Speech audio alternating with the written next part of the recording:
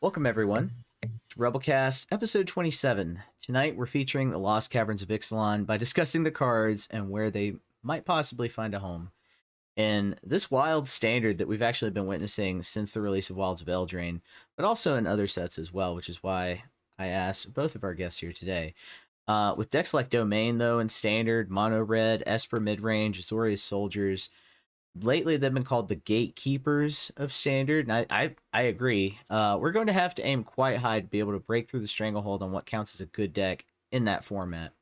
However, standard, as I said, is not the only format. We're going to give our takes on our favorite cards, where we think they may fit into today's overall picture in competitive MTG.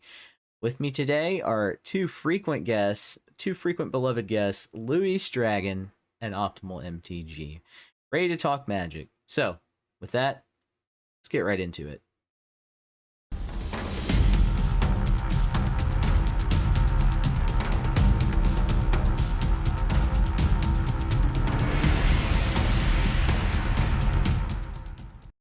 All right. So today we have Optimal, we have Luis Dragon. I want to ask, first of all, just before we get into it, because I know we have a lot of favorite cards. A lot of cards have been talked about in the Discord. The spoiler chat in the Discord in particular has been like really hot lately. Like I check back every minute on the minute, and it's like four more comments. It's been wild. But before we get into that, Optimal, how are you doing, man? How have you been? How's this past week been for you? I got sick last Thursday, so I've just been Uh-oh. nursing that up. Other than that, I guess I've been relatively fine. Hit Mythic. What was it? Saturday night, I think, right? Sweet. But managed to have the final amount of time to just get it done and just be done with it. Other than that, Wow. I'm gonna just waiting for Ixalan to hit. Very cool. That's your trial of strength. So you actually made it through the trial of strength. If you did hit Mythic on Saturday, I hit. Congratulations! I hit Mythic as well that very day as Oh, well. nice. So I used. I was in standard. I was using Esper mid range. What format did you break in? Oh, I've been jamming Explorer for a while, just actually jamming a bunch of mono green and Oh yeah. enigmatic fires, but the 80 card version with Yorion. Ooh, spicy. I do like that deck. Mono green even more though. That's my favorite deck right now in Pioneer. Um, But in any case, we'll talk about cards in just a minute. I'm getting too excited. Let's first get to Luis Dragon. Luis, how have you been? How has this past week been for you? How's Magic? What have you been playing? Hey Max, how are you doing? Thanks for having me again. I'm really happy to be here. Well, this week I was just playing like trying to rank up in Mythic. I'm not doing a very great job. I can tell. I mean, every day your rank goes down if you don't Oh play. no, I have the same So, problem. and it's like, oh damn.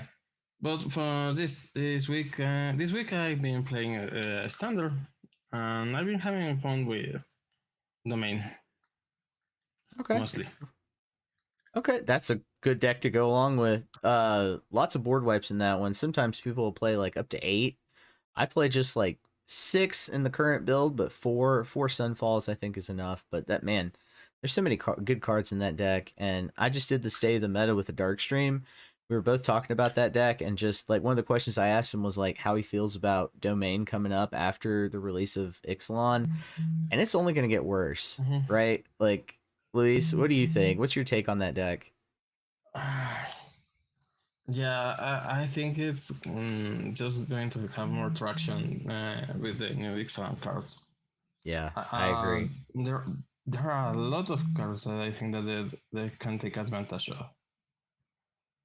Yeah, and we'll get to that in just a moment. Remind me to talk Yeah. about that if Mm-hmm. we don't get to Domain specifically. But thank you, gentlemen. I brought you here today to preview Lost Caverns with me and go over what you like about the set overall, but also deep dive into individual cards that you like most, and maybe talk about where you think that they fit best in terms of decks that already exist. But also feel free to bring up like any brews that you're thinking of as well. I know me and Optimal are going to be in early access for Lost Caverns, so we really appreciate if in the comments wherever you're watching, especially on YouTube, if you could just let us know what decks you would like us to preview. Feel free to even drop us like Moxfield, Aether Hub links, whatever you've got. We'll look at those, and I know that I'll likely at least play a couple of those brews. But in any case, let's get into it because I really want to talk about these cards. I really want to talk about this set. I'm excited for it. It's been a while since we've visited the plane of Ixalan, right? Um, but also I get excited because the art has been inspired by just a period of history that really near and dear to my heart, not just because of me being a Mexican descent, but also because I think it's a period of history that doesn't get talked about often enough. The art doesn't get represented enough. So I just want to say really quick before we jump into it, really, really good job to the artists and the design team. Y'all did great representing this plane and also representing sort of what it's inspired from, which is Mesoamerican history. So all right, what my first question for both of you, and we'll start with Optimal. Um, talk to us, give us a few of your favorite cards. Go ahead and run us down. What's the first one you want us to look at today? Is there a card that you got really excited about? Nothing especially like important. I do have an interest in what's called Squirming Emergence, the new reanimate spell.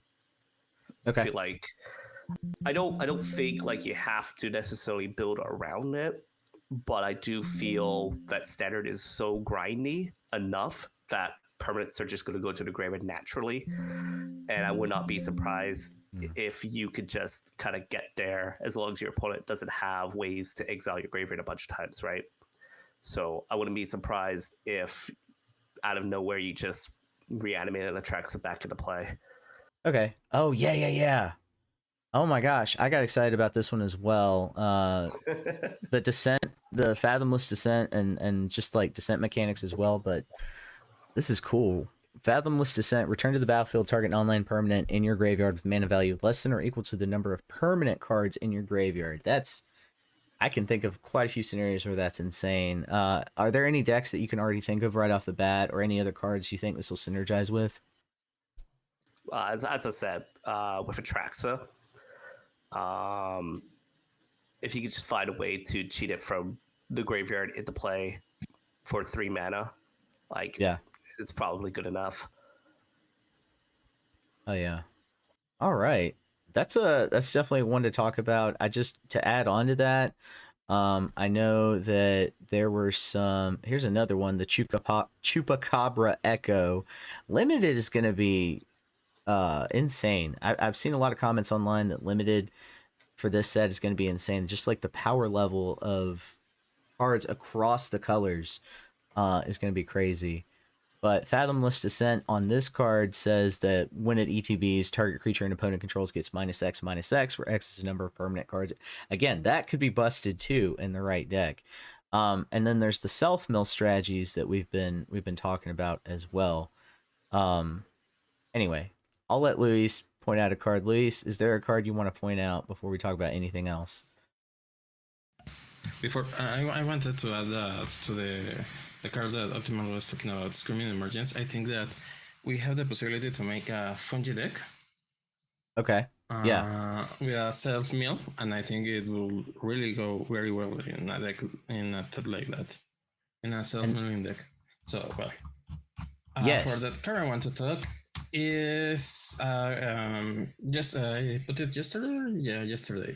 It's just Ojer Pakpatik, Deepest Epoch. Is the blue How do you god. spell it? Yeah. Yeah, let's talk about Quetzalcoatl. Let's talk about him. Because that's who it's inspired by. Yeah. I'm pretty sure it's Quetzalcoatl. I think that Quetzalcoatl is the most famous god of all Mesoamerican cultures. So I mean, it's two white, two blue, two normal. Flying. Whenever you cast an instant spell from your hand, it gains rebound. I think that this for a control deck, it's massive. The idea that you can cast removal and have it your next turn to have a game removal, and you can pressure and pressure and pressure your opponent, or even just instant draw spells, like little instant draw spells that you can cast it free for the next turn. I think that this card is gonna be one of the best mythics. And now the possibility that if it's not removed, if it's killed, it just transforms into a land. I love that. I mean, it gives him the gods that the prehistoric gods could be killed, but they return after some time, some gods. Yeah. I like that. If it's killed, it's like, oh, okay. But I still have a land, so I have more mana available my next turn. And in a time, I could revive my god and still playing with it. So I think it's super cool, and I love the art. The original art, I love it. Yes. So Yes. this is one of my cards. I agree with you, and I think I just want to point out how awesome it is that like they've really transformed the god mechanic into, instead of it just being an indestructible or whatever, like we saw with like Theros, it is something that comes back over time, and that's very lore friendly to what the inspiration for this was from. Because like in the case of this god especially, you had a lot of times where the god would go away and then come back after hundreds of years, and there's a prophecy about it, and that plays into the card very well. So very cool. As you pointed out, it becomes a land, so it can help you even when it gets removed. And also, like, think about cards that are in play right now, like Quick Study or Hand Hate, like Duress, Pilfer. Like being able to replay those and give yourself card advantage in either direction is phenomenal. So yeah. As far as what deck this is gonna slot in, Luis, what do you think? Some people have said, is it spells? Some people have said Demir. What other color would you pair this card with? Honestly, is it or Dimir for principally, or with white is? Can you remember the three colors, Max? Black, Yep. white, and blue. The Oh name? yeah. That would be Esper. Esper. Yeah, that's Esper. Yeah. Yeah. How could I forget? I'm playing that right now. But yeah, this could slot into Esper. I've been noticing a lot of really cool 4-drops that are trying to like replace Sheldred, and there are a couple of cards that look like they might replace Sheldred. We'll see. I mean, this with white rent, it's kill everything you want. Yeah. 2 times. When you're lucky. Optimal, talk to us. Is there another card that you want to point out here that I like, or that I know is probably going to be good, and I'm that not is happy good? Either about one. Yeah, talk to us about that. I feel like you have something to say there. I mean, I enjoy the fact that they're printing the Allied cycle of the restless lands. I do like the aspect of printing all 10 lands across 2 sets, as opposed to like one now and then like 5 sets later they do it again. Yeah. At least the whole like soon after, because at least then there's no confusion, right? Wizards used to do a lot of that, of just like printing one half of the cycle and never coming back to it for like 5 years, and you're like, all right. But no, there's one card that I'm not really happy that they've printed, but you're just gonna have to live with it in Pioneer. But it's called Molten Collapse. See, people call it the upgraded Dreadbore. Yeah. So I saw that meme today of Dreadbore crying. I don't know if it's good enough to see play in Modern, but I've heard talks of Legacy. But there's no way that Black Red doesn't pick it up in Pioneer, like just because. All right, talk to me. What's the what do you destroy that's the permanent with mana value 1 or less in most scenarios in Pioneer? Well, you can destroy Ophanissa. It's non-creature, right? Non-creature, non-land. Yeah, non-creature, non-land. Yeah. So, like, first thing that comes to mind is Ophanissa. If Monogrees try to do their Teferi, Nicol Bolas part, or you can destroy witches' ovens from Yeah. sacrifice. I really uh, like that. yeah, there's plenty of cards across the board. You can kill a Curious Obsession if you really want to. Yeah, you really could. I'm sure down the line, hardened scales will become more of a thing. So killing hardened scales or Nozalith, there's plenty of stuff to hit. I would Yeah. not be surprised if it sees play, at least as one of, maybe some sideboard play. Yeah, for sure. All right. Before we talk about anything else, we've been trying to do these draft guides recently. We've revamped our draft guide format, and as I was saying earlier, Lost Caverns is going to present a healthy draft environment. If I say the least, I mean, especially if you think about just multiple colors that work well together, you're really going to see a robust dual color setup continue from Wilds of Eldraine draft into Ixalan draft. So that's what folks are predicting online. We'll see when it releases, and I'll definitely test that out for you folks at home in early access. I know Optimal will as well, probably.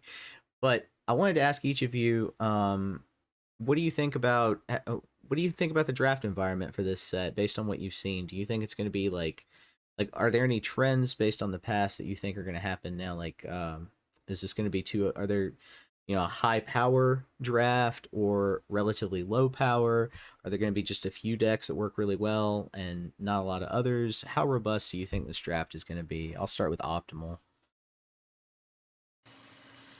I think we still need to see the commons, because usually those help dictate kind of like what has actual playable cards on their curve. I mean, it's hard to really tell with rares a lot of the time because you could slot rares kind of wherever. Yeah. I mean, I haven't seen anything grotesque like Gruff Riders, Gruff Triplets or whatever just yet. Yeah. But there's nothing to say that that won't come around soon. But if you're looking at the archetypes so far, it looks like black-white vampires, green-blue merfolk. Kind of looks like the same stuff from original Ixalan. So I would not be surprised if it's kind of almost the same. Green seems a little rampish as well. You got red-green dinosaurs. Yeah. Yeah. So there's also, I mean, it'd be nice to know. Sorry. Yeah, I was gonna say there's more coming. I know I'm seeing a lot of like white red artifacts. There's gonna be like a white red. I know it's gonna look a lot like the older Ixalan with the different archetypes that we saw there. Just like you said, I agree. Hopefully this time it's better, because original Ixalan was not great. like I drafted that for a nationals. They used to call it nationals. Not a good time. So hopefully it's better, but so far I need to see more of the cards that really make up the archetypes. But black white vampires seem to have something going on. Yeah. I know the vampire god is actually in this set this time. I'm looking for him. It's a big bat. There it is. Yeah, Akhlazotz. Yeah. Deepest Betrayal. Deepest Betrayal. Yeah, it's interesting that Black is returning to Hand Hate. Luis, give us your take. What is this draft going to look like based on what you've seen? What archetypes are you interested in? First of all, I'm not a very good draft player. So there have been sets like I have liked it very much in draft, and there have been sets like it's always 3 losses in 0 wins, 3 losses, 1 wins, 3 losses. So I think that this draft, I don't know really to talk about the balance, but I think it's gonna be very fun. The cards that I have seen are pretty fun. I think there is a there's a lot of compatibility. We also have red-green dinosaurs, blue-white vampires. No, sorry, black-white vampires. Blue-green merfolks that I think that is very. They go strong with the archetype in this set. I think that there's a lot of cards that even if you don't have like for example, Resplendent Angel, a card that is coming back. I think one of your favorite decks is Celestia Angels in Explorer. So I think there is a good amount of creature cards and spells cards to work with. I mean, if you get a god, I think depending, I will say that the blue, black, and red gods are the most easy to work in a draft situation. It could make a very very powerful deck and more or less like very fun set to play against because we have very strong creatures with a decent amount of mana cost, and we have also very fun spells that have a decent amount of cost because sometimes I feel like the drafts if you go with a color and if the opponent hits downs a very strong card, not even good, but a 6/6. Sometimes you are like, oh, I can attack, I can do anything because I can beat this thing. I think that this set is gonna be very very fun. But like I say, I'm not a very good draft player, so I can't tell a lot of this. That's fair. That's fair to say. I am excited for a couple of different cards that I do want to point out. One is the single planeswalker of the set. I don't know if this is going to be, standard meta worthy or not. I suspect some people are going to try. I think there's a Jeskai Planeswalkers deck somewhere in there. In any case, Quintorius conned the Quintorius new Planeswalker to the lore. Red white costs 5, comes in with 4 loyalty counters. Says that whenever you cast a spell from exile, it deals 2 damage to each opponent. You gain 2 life. So what I like to call Drain 2. And then the +1 ability is to create a 3/2 red and white spirit creature token. The -3 ability is to discover 4.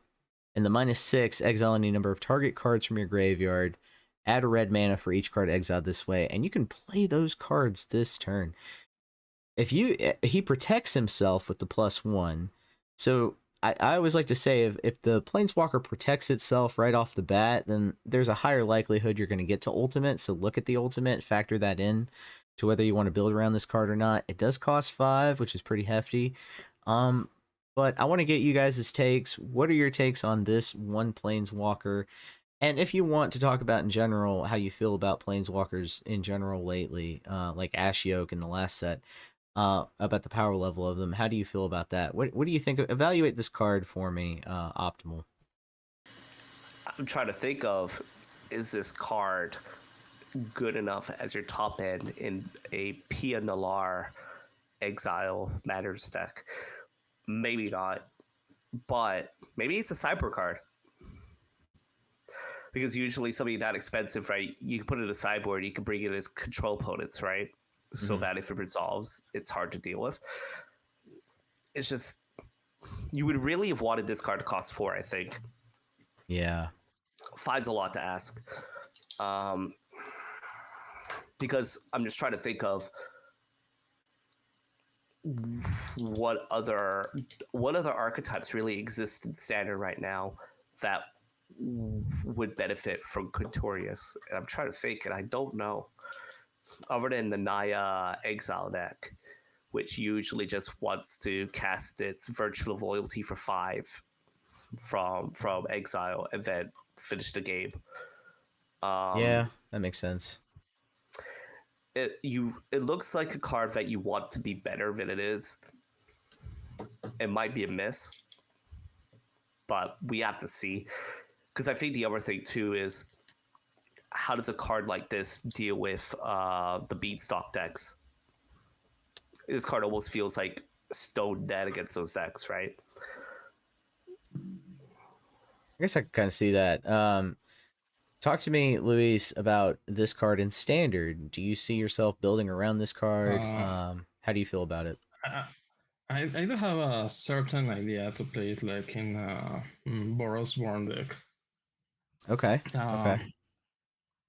For example, we have spells like I mean, it's an example, no? But we have Sacred Fire, the spells that have flashback. So taking using the Chandra, the The one six. that is exiles. Yeah. No, the Yeah. The six mana. give me a 6 mana Chandra. no, the 3 mana Chandra. Oh, the 3 mana with the +1 that exiles. Okay. Okay. Okay. So I was thinking. I mean, it's an idea, no, but using Quintorius with Chandra, helping us exile cards every turn, like worn cards, and it's a big if we have also Ogier Axonil, the red god, Mm-hmm. that says if a sorcerer will control deal an amount of non-combat damage less than Ogier Noxil's power onto an opponent, a source, blah blah blah. I think if we pop up Ogier Axonil, we can have like burn spells from 1 mana to hit like for 6. Okay, Ogier Axonil, Deepest Might, Trample. If a red source you control will deal an amount of non-combat damage less than Ogier Axonil's power to an opponent, Dark Source deals damage equal to Ogier Axonil's power instead. This is for a burn deck. So even if you have this card in play and you have Chandra and you are exiling the cards to play them with Quintorius, I think you can make a very easy burn deck that can kill in almost 2 to 3 turns. But it's a long quest, long idea. I mean, it will be like using Quintorius for the last amount of damage that you need to make. So this is my idea. Also, I was thinking about in a burn deck using having a creature like Shivan Devastator and Oh ultimating your yeah. card. Yeah. Shivan. This says exile any number of cards from your graveyard at 1 mana for each card exiled this way, and you may play those cards this turn. If you have a lot of burn spells that you have almost usable, and you can exile all those cards and you can let's say we have six cards in the graveyard and you have your Shivan Devastator. You will get 6 fires plus the ones plus the mana you have on account, and it will be a creature that enters the play and hits in that moment. I think obviously it can be countered, no, but in the right situation, I think that could be a good, pretty good finisher. Heck yeah. I really like the idea of this with other cards in Standard that enhance damage as well. If you're going big red, right, with something like Koth, go mono red with Ogier Axonil, and I think that could work as well. So I don't know. A big red is like off meta. It's not a deck right now, really. People do play it on occasion with Koth and with Jaya, but I don't know. You know, I'd like to build big red. I'd like for that to be a thing in Standard again. All right. So we've talked some of our favorite cards, some of our not favorite cards. What I want to ask each of you before we go, what is your favorite artwork from the set? Or you can even talk about your most hated artwork, like one that really astonished you. What's your favorite artwork, Luis? Oh man, you have hit this, but I mean, first of all, my favorite artwork at the moment is Ogier Pabatik, the Quetzalcoatl god. In second place, very close, is Ogier Axonil, the one is supposed to be with Shilopostli. I mean, this card is extremely well represented. Shilopostli was the Mexica or Aztec god of war. So I think the color red is in the spot. He was like, first of all, he was left-handed, And in the illustration, we can see that he is having his sword in the left hand. In the mythology, it was that he had a flaming sword made of a flaming serpent. We don't see here the serpent, but it's a flaming sword. And the arm of Megatron. Someone watched Megatron Beast Wars. Beast Wars. Someone watched the Transformers Beast Wars when they were animals. The Megatron was a Tyrannosaurus. And when he Beast transformed, Wars. Yeah. he had an arm with a Tyrannosaurus in the other hand. It kind of reminds me of. Yeah. Oh my god, that show! I used to watch that at 6 a.m. Oh. Yeah, I love that show. Yeah. So it does remind me of that. Also, other thing that other art that I love, it's the blue white land.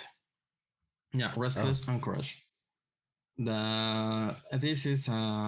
reminds me of the Nazca lines. Oh yeah, that's right. Oh my gosh, I forgot to talk about that.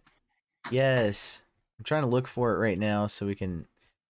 I didn't like the alternate artwork. Normally, I prefer the alternate artwork. For this one, I love the original because it reminds so much of the Nazca lines, and it's a incredible part of the Mesoamerican history. Well, no, the South American, in this case, history. Yeah. So I love it. I really love also the artwork of the vampires that they are made like the conquistadors. They have the conquistador armor and the Spanish faces, and I like that they have a lot of the era. Like we have so much of the cards have a lot of the pre-Hispanic or the Spanish invasion aesthetics of the time. So I think like this deck, I really love it. I'm seriously thinking of buying a collector's box more than ever. Yeah, I could see buying it. These cards are wow. I love the artwork of these cards personally.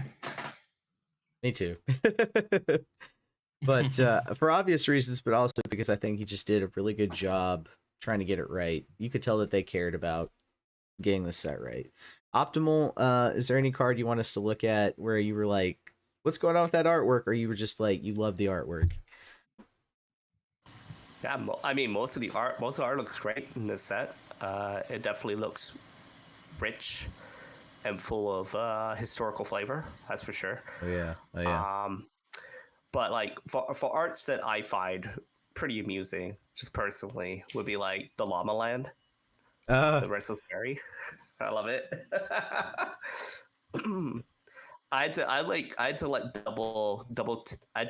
double check to make sure the creature was a llama, and I'm like, it's kind of dope. And I also enjoy what is it, Poison Dart Frog? Poison Dart. That's who I'm looking for. That's what I wanted to point out. The Poison Dart Frog with those eyes. You just can't help but want to get drawn into it, even though you know it's deadly. You're like, it's so cute. I think the audience deserves a look at this if they haven't seen it already. There it is. Poison Dart Frog, blue with a giant. And I want to point out, too, it's sitting on a lower jaw. Which is wild. Yeah, it just got done killing something with that face. Oh, man. My favorite card from all of this is the reprint of Resplendent Angel, as Luis has already pointed out. The story, the Romeo and Juliet Aztec story, and the alternate artwork for Resplendent Angel is basically a callback. If you're partial Hispanic, or if you've ever been over to a Hispanic friend's house, especially a Mexican friend's house, they likely have either up on the wall, more than likely not up on the wall, but sometimes as a blanket, like a comforter, this painting of these two Aztec lovers, and one is holding the other, and she's dead in his arms. And it's basically Romeo and Juliet, but from that culture, and it's really cool. You're talking about Popocatépetl and Iztaccíhuatl legend. Yes, I didn't want to mispronounce it. Thank you. I mean the two volcanoes that we have. Popocatépetl is the most active volcano in Mexico, and I think in America. And Iztaccíhuatl is called the Sleeping Woman. Yes. It's a sleeping volcano right now. But yeah, it's like the idea is like if you see from the horizon the statue, it looks like a sleeping woman, and the idea is like Popocatépetl, that was the male part, is like crouching for reaching for her. So that's the idea. Yeah, it's really a sweet story, and this volcano's being represented there. It's just so cool. It's just a cool thing all around. And I love that the artwork is a callback to it. But thank you guys for helping me peek into this new set for the audience. And I just want to say you can catch the Rebellion Guild mages. I think most of us, if not all of us, are going to be a part of early access, including myself, the Darkstream Griffin Rider. But you can also catch Optimal MTG there as well. So go check out his channel both on Twitch and YouTube. And I think it's just Optimal MTG on both now. So go check that out. Optimal, how are you feeling about early access? Is there anything in particular that you want to play? And let the folks know where you're going to be over the course of the next weeks. I haven't delved into it just yet, but I'm excited. Yeah, I'm very excited to do early access again. My plans as of right now for early access will be to do a bunch of draft. I'll try to do a sealed. It'd take like 3 hours of doing it, apparently, because I'm terrible at doing sealed right off the bat on Arena. Not specifically anything else, because Arena, you only get to see like 6 cards at a time, and it's very frustrating. But tries to insane. No. But yeah, basically, I'm gonna do a bunch of limited standard draft. It's draft and sealed, but also with standard. I like last time I did for Wilds of Eldraine. I'll try to find decks that are more based around the new cards coming in, as opposed to based around Shieldred. Yeah, So, and they encourage us to do that. I don't know why they're jerks out there some who people just want to play. win. Yeah, I don't Early know access why. is about that. It's about those wins. Yeah, people ask me why I go soft on early access. I'm not going soft. They're trying to get us to show off the new cards, right? Like, yeah, just for visual purposes. Yeah. See what's decent. I mean, we all know what's gonna happen in standard. Like, let's not joke about that. But at least, we can see, be like, if rotation had happened, these cards would have been fine. Yeah, pretty much. And some people like to ruin that fun. But yeah, this week, once I'm done with my cold, once I'm done being sick, I'll be back to my streaming. And this weekend on Saturday, I'm off to a Modern Open. Again, if I'm not sick anymore by then, I will go. Makes sense. Well, thank you. Luis, how's it going with you? Anything you excited to play week 1 of this set, and where can folks find you? Okay, will be if Arena is working. Yeah, in the for real. Streamer Showdown. I think that Optimal is also signed up for the Streamer Showdown this week. So we're going to see him first. And I don't know. I want to play so much things. I'm honestly really excited. I think I will try something with dinosaurs, something with the gods, something with vampires. I think we have a pretty good amount of vampires, because we normally tend to say that, if rotation hasn't happened, we could have that. But also we had like all the vampires from the sets of 2 years ago, the Innistrad sets, Midnight Hunt, and I think we could make a very good, I will say, Mardu Sacrifice Vampire set. Yeah. And I want to try it. I think we have a lot of good cards that can be more like in the flavor type. We have the Bat God, the Demon Bat Vampire Demon. That is a 6/6 big creature. So I don't know. I want to experiment this first months instead of going like heavy meta. I hope that we see some heavy meta changes. Like you say, the people that plays the early access just to play the same decks. Like I don't want to see. I honestly don't. I don't want to burn people or hate people, but man, when you see like a solo, let's play with a solo list. Not like come on, man. Yeah. Yeah. It's no new. There are no new cards there. I mean, the idea is not to win, but to play the new things and see what can be changed, what can happen. Also, I'm not a very fan of the like the it's typo typo no now it's typo Yeah, Merfolks. typo. I never be like a lot typo fan about Merfolks, but I think I will gonna give it a try this season. They seem like Please have a do. very strong strong typo, and I think maybe will be the new Soilers deck. Yeah, I really that's what I was you're giving away my thunder here, but I was gonna say the deck I really want to try the Sorry, most. man. No, it's good. Is Spelunking Merfolk. I want to make that card work, and I want to see if I can make it work in the Simic Merfolk deck. Both in limited and in standard. See if I can get some cards to go along with that as well. But thank you. Thank you, both of you, for being here. And for those of you at home listening, watching, whether it's on YouTube, Spotify, Google Podcasts, I think we're on Apple now as well. Don't forget to like, subscribe if that's relevant to you. Follow to our channel, especially if you're watching on YouTube.